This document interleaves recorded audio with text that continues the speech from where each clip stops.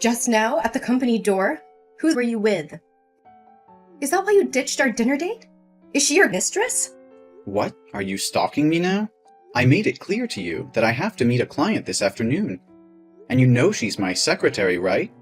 I know it's wrong to cancel our lunch date, so I promised to take you out to dinner tonight, didn't I?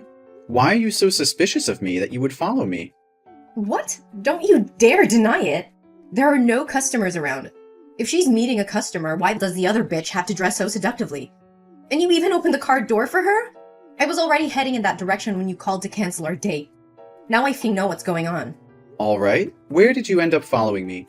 I did open the car door for her, but it was in the back seat. My driver is sick today, so I had to drive myself. But I didn't want her sitting in the extra seat, which is reserved only for you, so I opened the back door for her. I didn't even notice what she was wearing. See? All you men are the same. You all have adulterous thoughts and you're all ready to come up with some bullshit lies. Why have you suddenly become a different person? Why do you always accuse me of trying to deceive you? I've done everything I can to make you believe in me. And it seems like it's all pointless. Oh, don't you dare ask me. Ask yourself first. You've been so distant. Your changes have been so significant. How am I supposed to pretend that nothing is happening? 2 nights ago, you were at my house and you got a phone call. What did you do next? Yeah, I answered the phone. No! You got up and stormed out of the room. You went outside and sat in your car so I couldn't hear the conversation. But I know for sure it was a woman because you kept laughing and your eyes were full of love. Taylor, how many times do I have to tell you that it was a business call? Yeah, I know it was your secretary, but she's never called you that late. And you never excuse yourself to take a call, even when it's business related. So why, after talking on the phone with your secretary, when I wanted to see your phone, did you insist on refusing? What are you saying about privacy? Invasion of privacy or something? You looked really suspicious back then, dodging my questions about your conversation with your secretary. If you really have nothing to do with her, then why don't you show me your phone?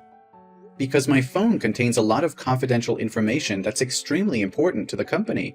I told you many times that we're just workmates. Nothing more, nothing less. Besides, I believe in respecting your privacy, never checking your phone or controlling friends you hang out with. Maybe you should show me the same respect. Oh, so she's not just your secretary, but also your friend? What kind of friend are you two? Best friends?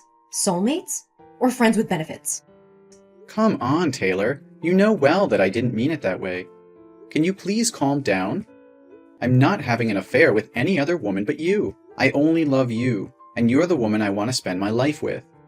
Then last Thursday you told me you decided to stay home instead of coming over. Yes, but I did say I went to my mother's house. We had some important things to talk about. But that night was our movie date, remember? We promised to always be together every Thursday night. And during our 6 months of dating, no matter how busy you were, you never missed a date with me. Plus, your mother always goes to bed by 9 p.m. And it only takes 30 minutes to drive from her place to yours. But I stood outside your door until 11:30 and you were nowhere to be seen. How are you going to explain this? My car had a flat tire in the middle of the road, and I had to wait over an hour for the mechanic to come and fix it.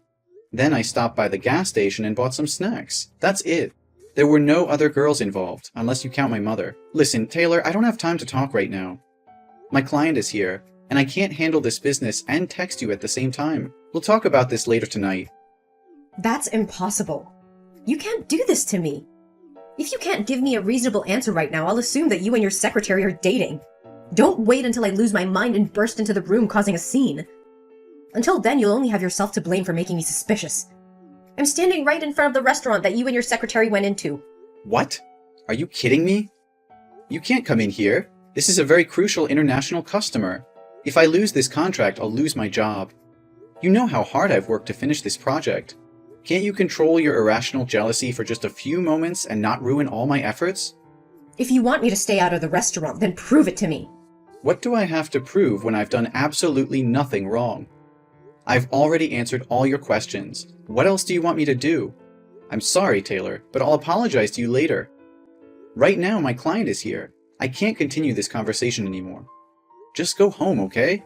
If you're going to be stubborn like this, I'll have to resort to methods I'd rather not use. What? Are you playing with my feelings? Then don't blame me when I uncover the truth on my own. What the hell? Why won't the restaurant staff let me in to find you? They said that their VIP customer asked them to block me from entering because I'm a stalker. Was it you? Joey! Where are you, Joey? You were supposed to be at my house by now. I explicitly told you that we're going shopping tonight, didn't I? Taylor, today is my best friend Josh's wedding. I told you about it last week. Why are you asking me this now? Besides, when did I ever promise to go shopping with you? What? Are you kidding me?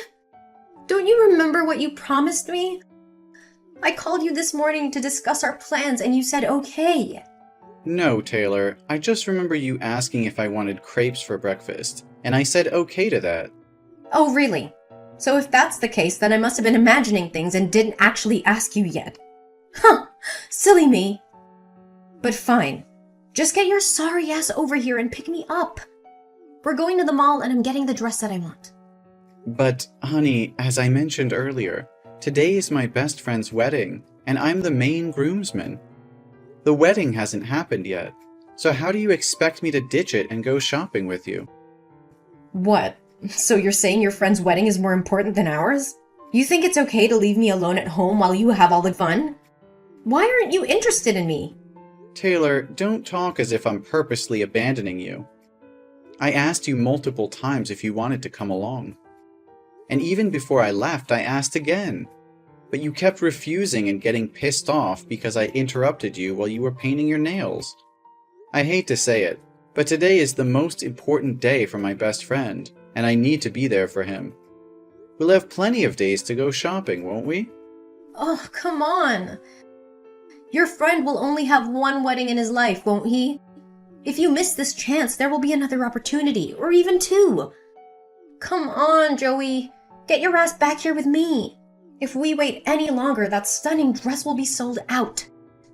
What are you talking about? Saying he'll only have one wedding? Are you implying that my best friend won't be happy? This shit is getting more and more outrageous. If you really want to buy that dress, then go ahead and buy it yourself and I'll give you the money. I'm not going back to your place today. Are you mad at me? Just because of your best friend? Why don't you come to my place tonight? So you can have an affair with some girl at the wedding. Is that what you want? Stop it, Taylor. We discussed this just a few days ago. I've told you everything, and I even gave you my phone to check. I'm completely faithful. Remember, you admitted that your insecurities and overthinking were the root of the problem. You promised to change and not suspect me of having an affair again. It's only been 3 days, and you've already forgotten? I'm sorry. I just misspoke.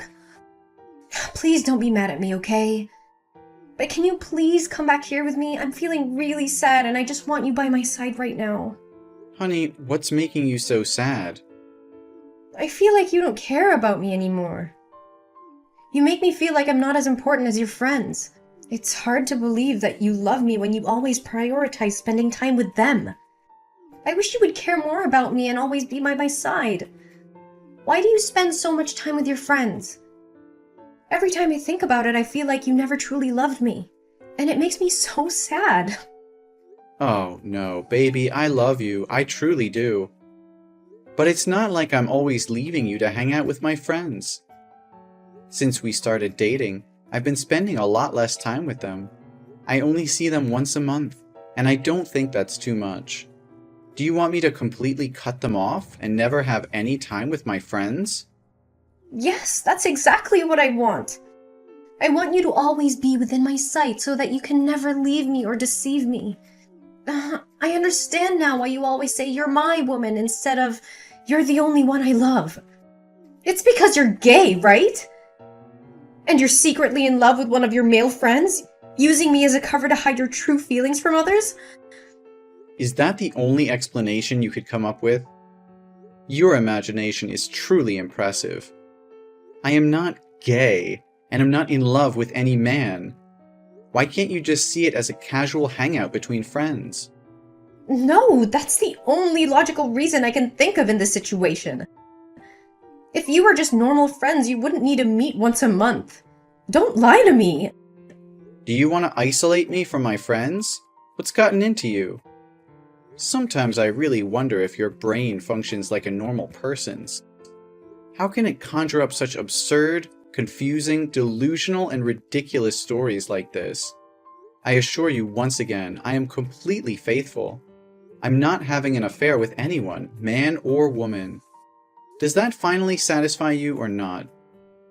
Not at all. I want you to install a locator app that connects to my phone so I can track you regularly. That way I can be completely sure that you haven't done anything wrong with me. Taylor, I understand that you're feeling insecure, but asking me to install a locator app on my phone is an invasion of my privacy. It's not healthy for either of us to resort to such extreme measures just to alleviate your doubts. How can you say that? If you have nothing to hide, then why are you so resistant to this idea?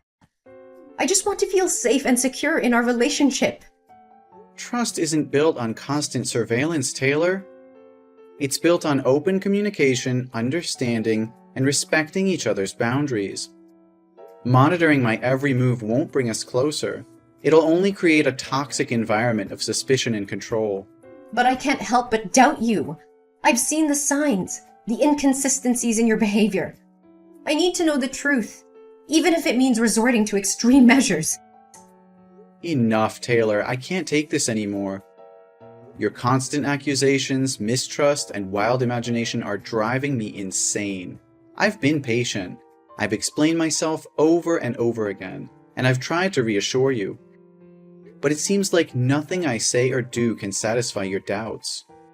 You think this is easy for me? Seeing you with other people, constantly questioning your loyalty, it tears me apart.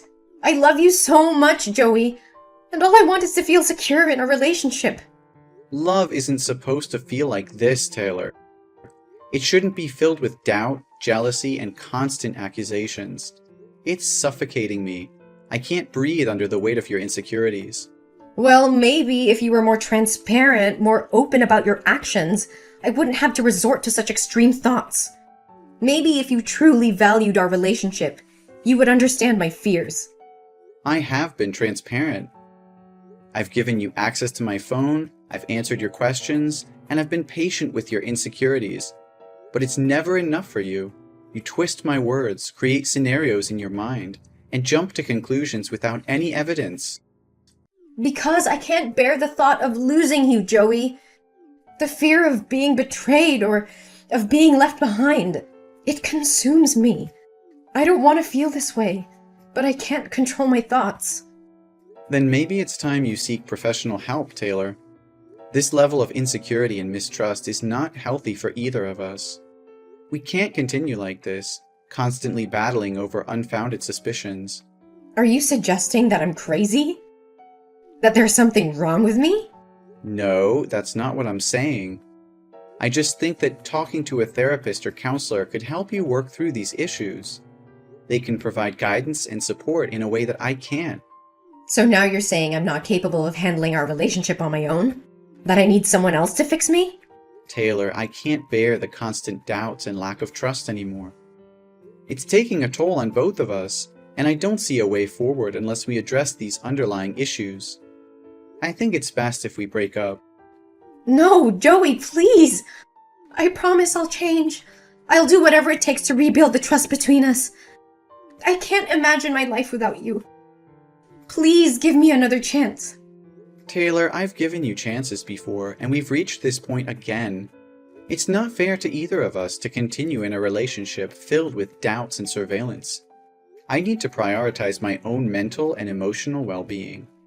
Joey, I'm begging you. I love you so much, and I'm willing to do whatever it takes to make things right. I'll seek therapy, work on my insecurities, and learn to trust you again. Just please don't leave me. It's not an easy decision for me, Taylor. I care about you deeply, but we can't keep going in circles like this. I need time to heal and find peace of mind. If you're truly committed to changing and rebuilding trust, then I'll give you some time to prove it. Thank you, Joey. I won't let you down. I'll work on myself and our relationship with everything I have. Please believe in me.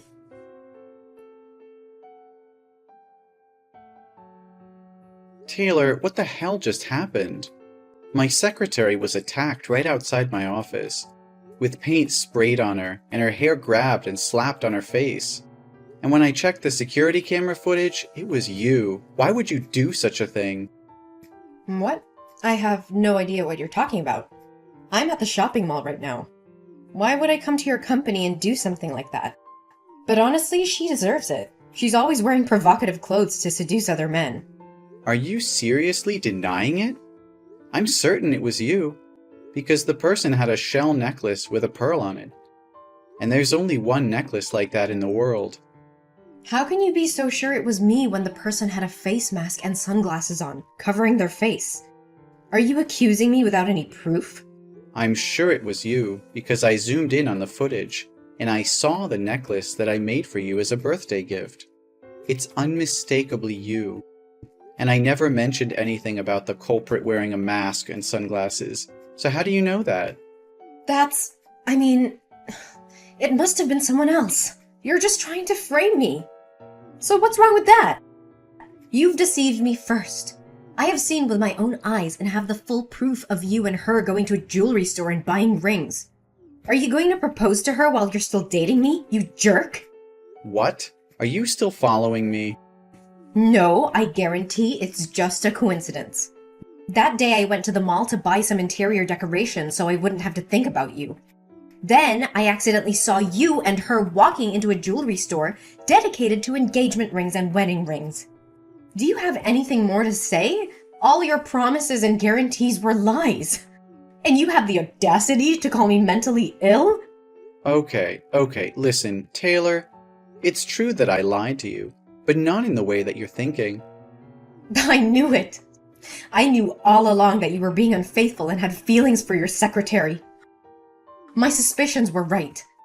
So you think hitting her today was justified, don't you? Or do you want to scold me for it? Is that what you want? Taylor, for the love of God, can you please stop texting and just let me explain? I never admitted to having an affair, or having feelings for my secretary. The lie I was referring to was about last week when I said I went to my mom's house. I actually left there at 8 o'clock and went to see my secretary. So you're admitting there's something suspicious going on. What else would a guy and a girl be doing on a late-night meeting other than going on a date? We're not dating. I went to see her because she introduced me to a friend who works in event planning for couples. I wanted to get her opinion on how to make the proposal special, but I don't have any female friends to ask, so I turned to her for help. What? Proposal? You mean? Yes, Taylor. I plan to propose to you. Yesterday, I asked her to help me choose a ring model and try on the ring because her finger size is the same as yours. I wanted to see how it looked before buying it. I never expected it to escalate into such a terrible situation. Are you telling the truth, Joey?